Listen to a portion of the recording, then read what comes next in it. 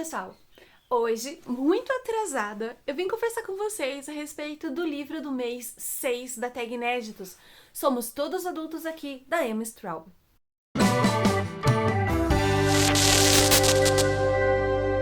Antes de começar, eu preciso dizer que eu acho que essa aqui é uma das capas mais bonitas que já veio pela Tag Inéditos. Eu adoro essa ilustração e é da artista brasileira Paula Cruz, se eu não tô muito enganada. Isso, Paula Cruz.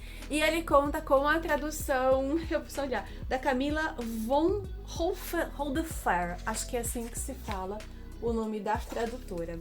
E antes de começar a falar sobre o que eu achei dessa história, eu já queria pedir pra você deixar o seu like aqui nesse vídeo, pois ele é muito importante, ajuda muito com o crescimento do canal e a divulgação do vídeo.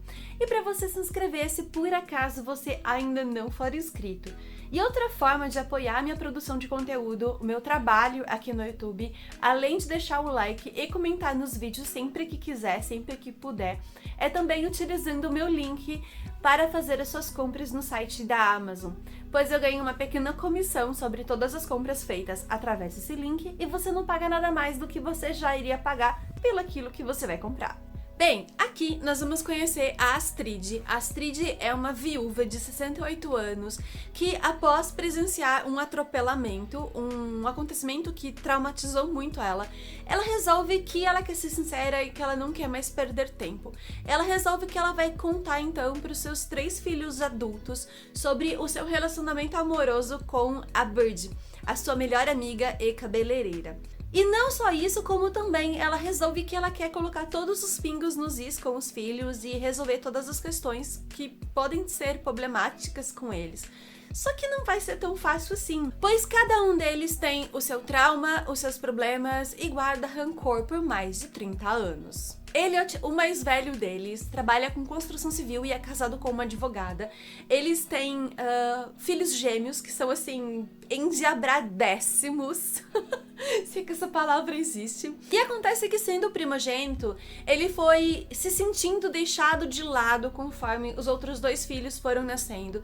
Ele foi vendo os pais mudando de comportamento cada novo filho que vinha, e por isso ele acha que ele não é tão amado quanto os outros 2. Ele acha que ele não é tão reconhecido quanto os outros 2. Ele viu a mãe dele se comportando de forma diferente com os filhos, então com ele ela era mais rígida, mais fria, o pai achava que ele não era inteligente o suficiente, capaz o suficiente. Já a Porter, a filha do meio, no auge dos seus 35 anos, ela resolve que ela quer ser mãe, mas ela não quer um marido pra isso. Então ela faz uma inseminação artificial para ser mãe e ela não conta pra ninguém. Porque tudo que ela mais quer na vida é ser totalmente diferente com a filha dela do que a mãe dela foi com ela. Porque ela não se sente apoiada, ela não sente que a mãe dela já deu uma palavra de carinho e de afeto para com ela, e ela resolve que ela vai ser totalmente diferente com a filha dela, e por causa disso ela não se sente confortável o suficiente para contar para a mãe dela a decisão que ela toma de engravidar sem se casar, sem ter um marido, porque ela acha que a mãe dela não vai apoiar ela como nunca apoiou em toda a sua vida. E o Nick, o filho mais novo, acabou abandonando uma carreira que poderia ter sido brilhante como astro de Hollywood. E eu confesso que eu não entendi muito bem esse personagem, eu não consegui formar uma personalidade muito clara dele na minha cabeça. Pra mim, ele é tipo uma pessoa com, sei lá, quase 30 anos de idade que tem uma maturidade de 15 ainda na cabeça e que gosta de fumar maconha e ficar escutando reggae. Basicamente, essa é a personalidade que eu formei dele na minha cabeça, porque ele não é muito bem descrito e tudo que falam dele é que ele é imaturo e irresponsável. Só que Nick, com a sua esposa francesa, que eu não consigo me lembrar o nome, eles têm uma filha, a Cecília, de 13 anos, e é nesse ponto que eu queria chegar. A Cecília, com 13 anos, ela é muito mais madura e responsável do que os 2 pais juntos. E pra mim, ela, junto com o Augusto, que é acaba se tornando seu melhor amigo, que também tem 13 anos, os 2 foram os melhores personagens de se acompanhar nesse livro, fizeram muito mais sentido do que todos os adultos aqui. Acontece que a Cecília, ela vai morar, então, junto com a sua avó, a Astrid, depois de se envolver em uma determinada confusão na sua escola antiga, Uma confusão essa que a gente já compreende mais ou menos a dimensão e a problemática, mas não é muito bem detalhado no início do livro. Ela tinha uma melhor amiga nessa escola e essa melhor amiga acabou se envolvendo com um cara muito mais velho. Elas tinham só 13 anos e esse cara já era maior de 18, então vamos dizer assim. E ela acabou dedurando, então, esse relacionamento da amiga para os pais e para a escola, e acabou se gerando um desconforto muito grande. Uma situação em qual os pais dela não souberam apoiar ela, apesar dela estar coberta de razão, e eles simplesmente tiraram ela da escola e enviaram ela para a cidadezinha do interior para morar com a avó. É como então se ela fosse culpada pela situação. E mesmo tendo apenas 13 anos, a Cecília, ela tem plena consciência que ela é muito mais madura e responsável do que os próprios pais. Os pais dela são meio como dois irmãos mais velhos que, sabem, não sabem cuidar da filha direito, são aqueles pais legalzão que não dão limite, que não põem regra. E ela sente falta disso, ela sente falta de ter realmente pais e não dois irmãos mais velhos. E o Augusto, o personagem que ela acaba se tornando melhor amiga assim que ela chega ali na cidade nova, né? Ele, apesar de não estar preparado, ele sabe muito bem o que ele quer da vida. Ele faz parte, então, da comunidade LGBT e a gente vai vendo ele tomando coragem para se assumir publicamente durante o desenrolar da história. Então, assim, pra mim, o plot desses dois personagens foram os melhores de ser acompanhados. Eles são muito mais maduros do que os adultos aqui do livro. Bem, esse aqui é um drama familiar que eu gostei muito de acompanhar, mesmo que em alguns momentos ele se tornasse um pouco exaustivo de ler por causa de tanto drama, né? Já que não é um gênero ao qual eu tô tão acostumada, eu tô tão habituada, assim. A história vai falar muito sobre ser mãe, sobre ser filho, sobre ser neto, e como a gente coloca a expectativa em cima dos nossos familiares e a gente acaba se frustrando porque eles vão acabar seguindo a sua própria personalidade, eles vão acabar seguindo a sua própria vida, seus próprios sonhos, independente daquilo que a gente deseja pra eles.